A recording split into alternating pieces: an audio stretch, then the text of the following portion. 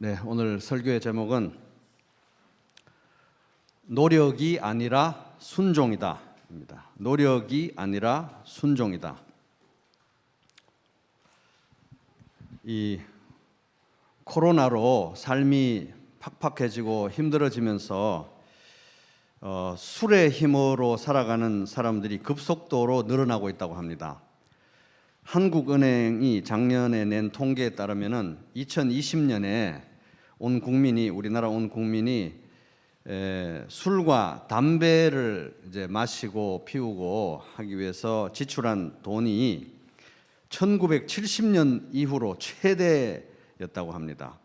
그래서 작년 3분기에 우리나라 국민이 술과 담배에 쓴 돈이 무려 4조 2,975억 원어치를 술을 마시고 담배를 피웠다고 합니다.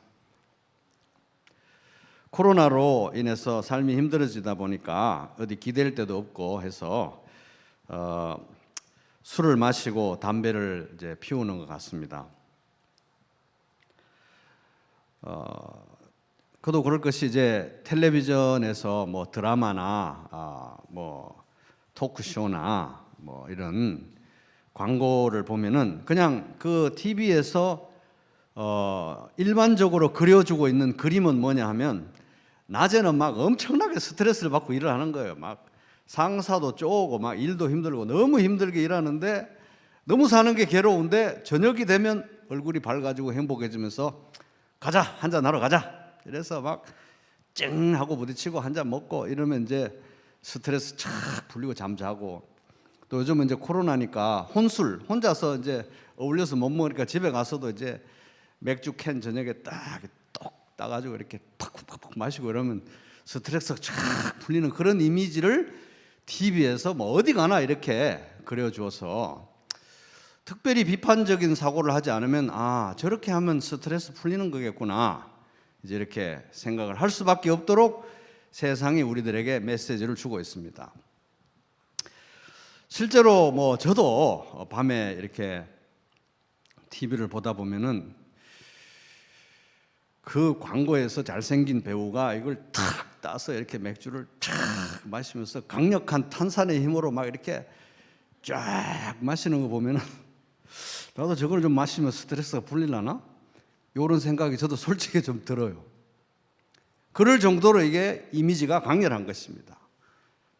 강력한 탄산으로 막 스트레스를 쫙 씻어내리고 하면 좋을 것 같은데 참 아쉽지만 그것은 강력한 거짓말입니다. 왜냐하면 현실은 뭐냐? 우리나라 성인 인구의 12% 이상이 알코올 중독이라고 합니다. 성인들 10명 중에 1명 이상이 알코올 중독자고요. 알코올 중독자 수가 전 세계에서 13등이라고 합니다. 13등. 그러니까 뭐 탁 떠가지고 강력한 탄산으로 이래가지고 스트레스 해소되고 그런 게 아니라 현실은 어마어마한 후유증으로 시달리고 있는 것입니다. 이 대한민국에 하루에 술 때문에 술로 인한 질병으로 사망하는 사람이 하루에 13명이 죽는데요. 하루에 13명이. 1년이면 술 관련된 질환으로 죽는 사람이 4,809명이라고 합니다. 그러니까 술이 대한민국에서 1년에 사람을 5,000명 정도 죽이는 거예요. 여러분은 무슨 힘으로 지금 버티고 계시고 무슨 힘으로 살아가고 계십니까? 뭐 강력한 탄산, 뭐 맥주, 소주, 뭐 이렇게 편의점에 소주가 다 동해놨다고 하는데 그거는 우리가 뭐 의지하는 극히 일부 또 어떤 사례고 뭐 다른 여러 가지가 있겠죠. 어떤 사람은 게임을 의지하고 어떤 사람은 도박을 의지하고 어떤 사람은 사람에 집착하고 어떤 사람은 뉴스에 막 중독이 돼가지고 뉴스 하루 종일 막 5분마다 한 번씩 뉴스를 보고 카톡을 막 이리저리 대한민국 전체로 날리고 막 분노하고 막 그래서 분노가 일상이에요. 분노가. 그리고 스마트폰 뭐 아니면 일 여러 가지로 인해서 우리가 어떻게든 이 시간을 이겨보려고 하는데 아까 그 강력한 탄산처럼 사실은 우리에게 어떤 위안과 해결책과 쉼을 주는 것이 아니라 그런 것들은 우리를 더 깊은 나락으로 빠뜨리는 것들이라는 것입니다. 그런데 오늘 이제 말씀은 술의 힘으로 살지 말고 그런 다른 것들의 힘으로 살지 말고 성령님의 힘으로 살아라, 이런 말씀입니다. 같이 본문 한번 더 읽어볼까요? 시작. 술 취하지 말라. 이는 방탕한 것이니 오직 성령으로 충만함을 받으라. 그래서 술 취하는 이유는 술 기운으로 살기 위해서, 맨정신으로 살기 어렵기 때문에. 그래서 우리가 술 기운으로 살지 말고 다른 어떤 것들의 기운으로 살려고 하지 말고 우리는, 성도들은 성령님의 힘으로 살아야 된다 하는 말씀인 겁니다. 그래서 우리 성령님은 하나님이시죠. 성부, 성자, 성령 하나님이시고 예수님 대신 오신 보혜사, 우리를 돕는 분 하나님이십니다. 예수님이 부활 성천하시고 하나님 보좌 우편에 가셨기 때문에 예수님 대신에 우리와 함께 하시고 우리를 가르치시고 우리를 인도하시고 우리를 도우시는 분이 성령 하나님이라는 겁니다. 그러니까 성령님은 우리 가운데 지금 살아계시고 우리 안에 살아계시고 함께 하시며 도우시는 하나님. 그래서 성령 충만하라, 이 말은 술 기운, 게임 기운, 도박 기운, 인간 관계에 어떤 집착에서 오는 기운, 기타 등등 이런 기운이 아니라 성령님의 힘으로 살아라 하는 것입니다.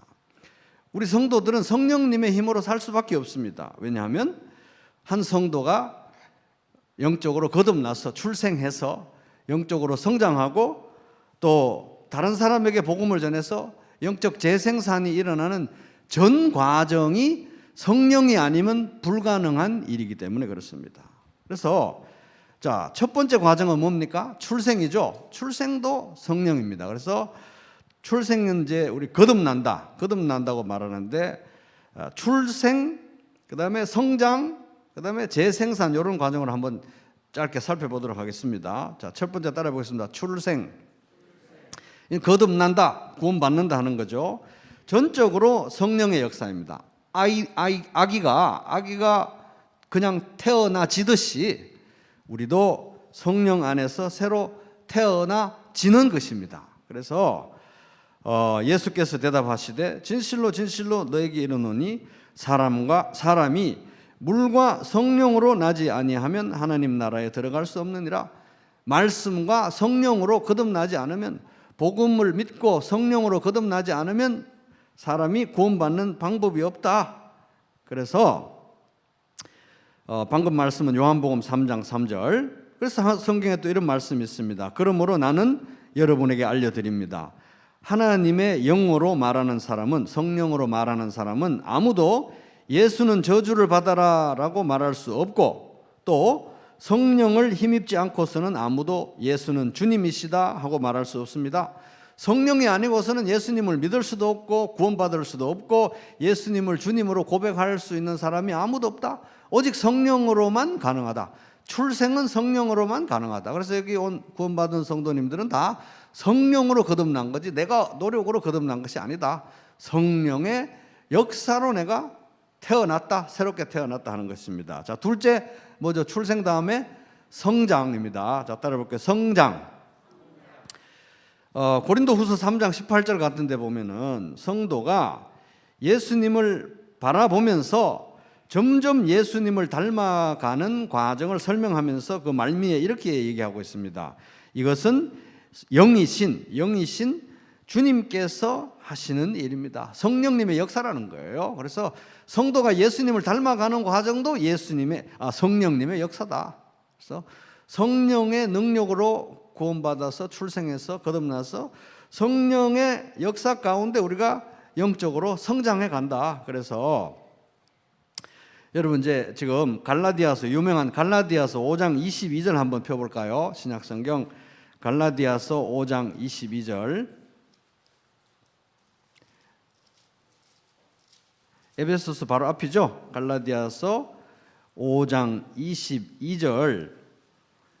여기 보면은 유명한 성령의 열매에 대해서 이야기하고 있습니다. 성령의 열매에 대해서 이야기하고 있는데 우리가 이제 영적 성장의 과정에서 우리 예수님을 닮아가는 성품의 변화가 일어나야 되는데 이제 그런 것들이 다 성령의 열매라는 거죠. 성령님이 주시는 열매다. 근데 이제 대조되는 거는 그 22절 그 위쪽으로 조금 올라가다 보면은 19절에 보면 뭐라고 시작하죠? 19절 육체의 일, 육체의 일, 육체의 행실, 육체의 일입니다. 그래서 우리 육신이 인간이 하는 건 일이라는 거예요. 행실이라는 거예요. 우리 인간이 맺을 수 있는 건 일의 결과고 행실의 결과라는 겁니다. 노력의 결과라는 거예요. 근데 22절에 보면 오직 성령의 뭡니까?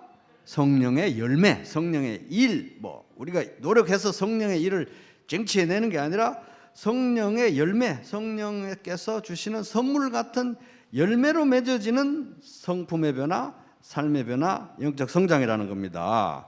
그런 것들이 이제 거기 나열이 되어 있는데, 그러나 성령의 열매는 사랑과 기쁨과 화평과 인내와 친절과 선함과 신실과 온유와 절제입니다. 이런 것들을 막을 법이 없습니다. 저는 세 번역으로 읽었습니다. 예수님을 닮아가는 예수님의 성품, 성령님의 열매. 그러니까 여러분 이제 한번 생각해 보세요. 우리가 성도가 성장해 가면서 맺는 열매, 성장의 결과는 선물처럼 성령님께서 맺어주시는 열매라는 겁니다. 따라 볼게요. 선물처럼 성령님께서 맺어주시는 열매. 그래서 내가 노력해서 만들어내는 열매가 아니라 성령님이 열리게 해주시는 선물 같은 열매라는 것입니다.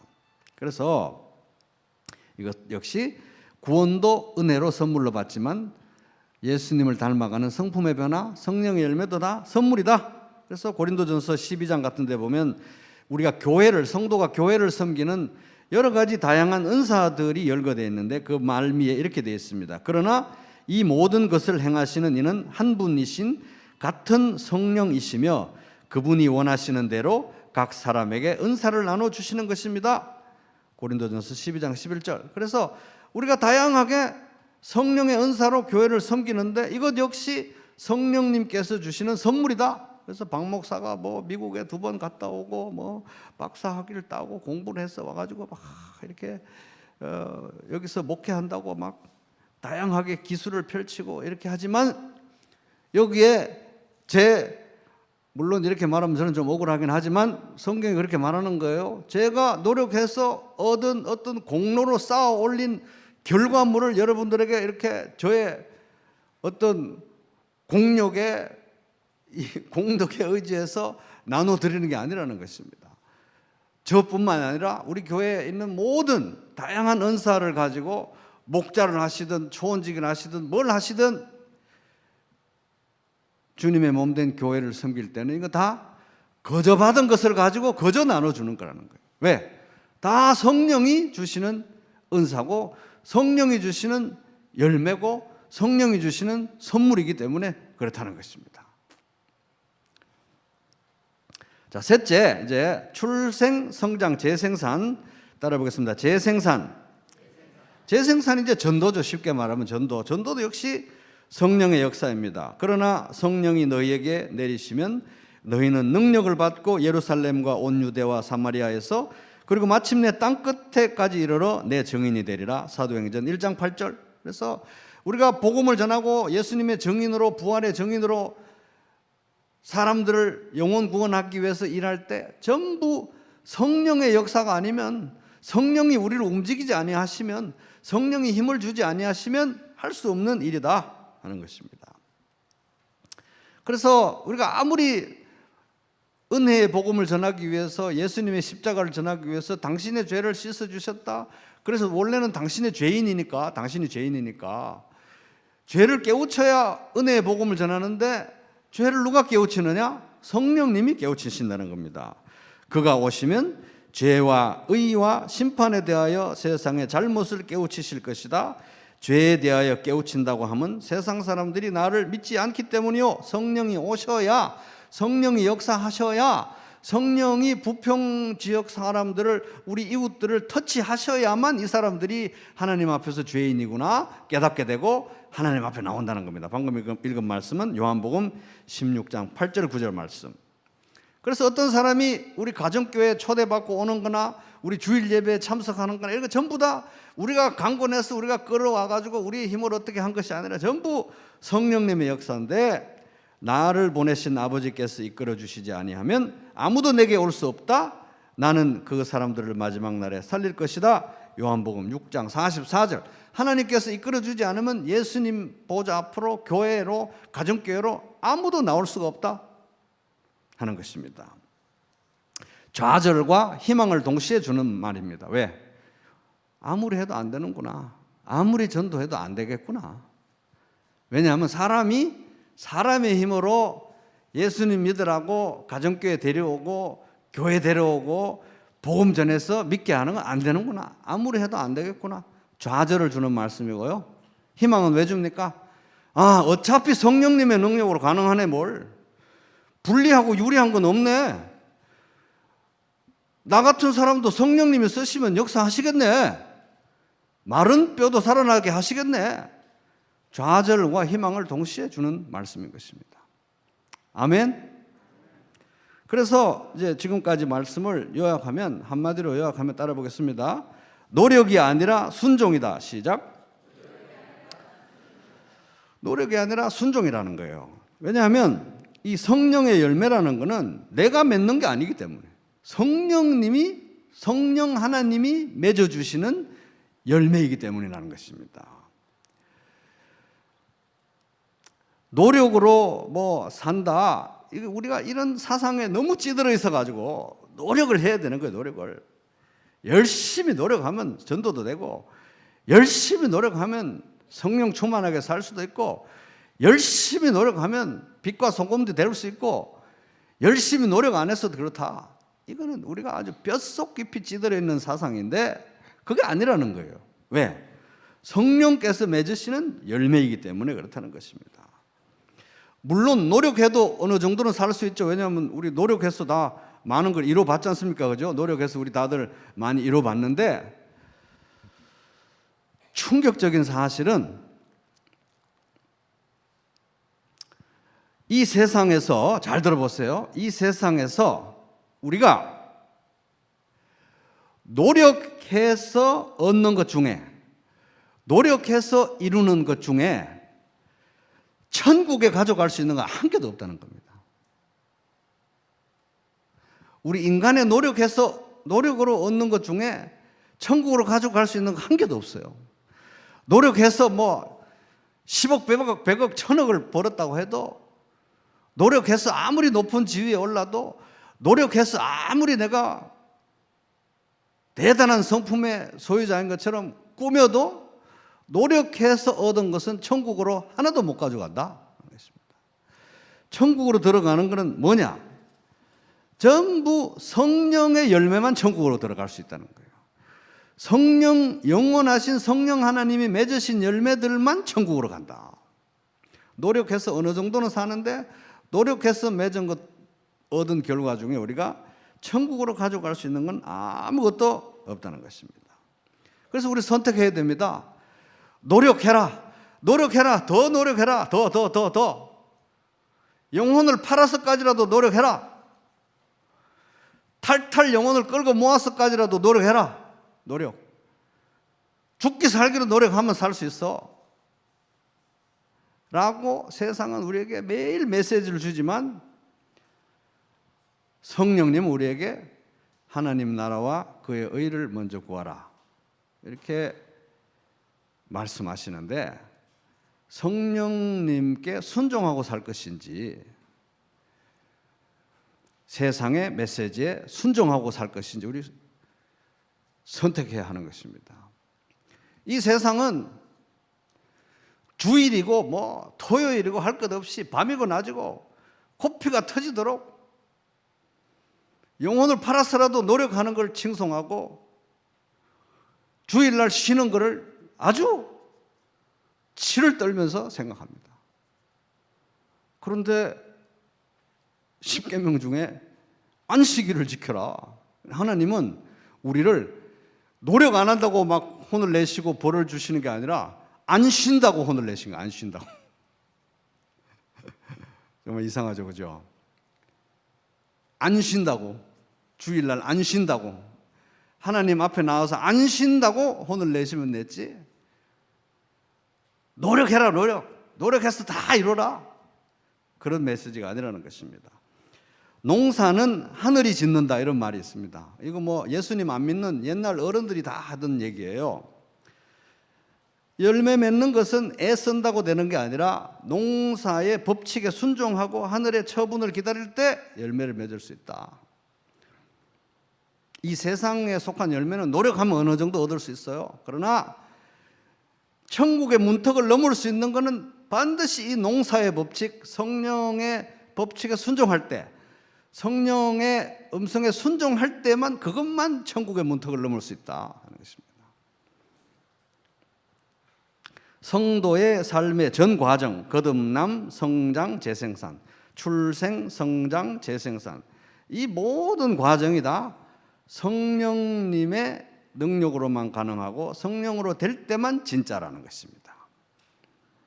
씨가 땅에 심어져서 싹을 틔우고 성장해서 열매 맺고 그 열매가 또 땅에 떨어져서 씨앗으로 새로운 생명을 잉태하는, 태동되게 하는 그 영적 재생산의 전 과정이 성령의 능력으로만 가능하다. 그래서 우리는 이건 깊은 좌절감을 줍니다. 아무리 해도 안 되겠구나. 정말 아무리 해도 안 되겠구나. 근데 동시에 아주 강력한 자신감을 주는 거예요. 그래, 성령이 역사하면 되겠네. 우리 가정교회도, 나 같은 사람에게도, 우리에게도 성령이 역사하시면 똑같은 조건이겠네. 그런 자신감을 준다는 것입니다. 인간의 존재 목적은 하나님을 영화롭게 하고 하나님을 영원토록 즐거워하는 건데, 우리의 삶에서 하나님을 영화롭게 하고 기쁘시게 할 수 있는 의미 있는 일들은 오직 성령님께서만 하시는 일이라는 거예요. 노력으로 이루을 수 있는 일이 아니라는 것입니다. 노력이 아니라 뭐다? 순종이라는 거예요. 순종. 노력의 반대말은 게으름 떨고 누워있는 게 아니라, 노력이 아니라 우리 성도에게는 순종이라는 것입니다. 순종. 그래서 성령께서 주시는 열매들이기 때문에 성도의 삶은 근본적으로 선물 같은 삶을 살아가는 것입니다. 선물, 따라 보겠습니다. 선물 같은 삶. 시작. 그래서 노력으로 사는 게 아니라 선물 같은 열매를 맺게 하시는 성령님께 순종하는 삶을 살라고 성경은 우리에게 얘기하고 있는 것입니다. 자, 따라 볼게요. 노력이 아니라 순종이다. 시작. 이 사고방식을 고치는 것은 저는 정말 뼈를 깎는 그런 아픔이, 이걸 너무너무 싫어해요. 저도 봐도, 제가 봐도, 저 자신을 들여다봐도 노력이 아니라 순종이라고 너무 싫어요. 저는 제가 노력해서 제가 이루고 싶어요. 근데 노력이 아니라 순종이라는 거죠. 근본적으로 우리는 인간이 뭘 해야 되는 인본주의, 그리고 율법주의, 이런 게 찌들어 있기 때문에 노력이 아니라 순종, 노력이 아니라 성령의 열매, 이런 거는 기본적으로 우리 체질에 안 맞는 것입니다. 우리 본성이 밀어내는 거예요. 안 해. 그래도 은혜로 구원받아도 나는 지금부터 노력으로 살고 싶어. 노력으로. 그리고 노력 안 하는 사람들을 정죄하고 싶고. 이 팀 켈러 목사님이 쓴 복음으로 세우는 센터 처치라는 책에 보면은 인간이 하나님을 거부하는 두 가지 방식이 있는데, 하나님을 거부하는 두 가지 방식이 있는데, 첫 번째는 하나님의 법 자체를 거부한대요. 하나님이 존재가, 하나님이 어디 있어? 하나님의 존재도 부정하고, 하나님의 법, 율법 난 신경 안 써. 하나님의 법을 부정하는 사람들, 이렇게 하나님을 부정할 수 있고, 또 다른 방식으로 하나님을 부정하는 것은, 거부하는 방식은 뭐냐 하면, 하나님의 법을 지킴으로써 나는 구원받을 거야. 하나님의 법을 지킴으로써 나는 영적으로 성장할 거야. 하나님의 법을 지킴으로써 내가 열매를 맺을 거야. 이것도 하나님을 거부하는 방식이라는 거예요. 요건 이제 율법주의라 그러죠. 그죠? 이게 교회를 다니면서도 이 율법주의에 찌들어가지고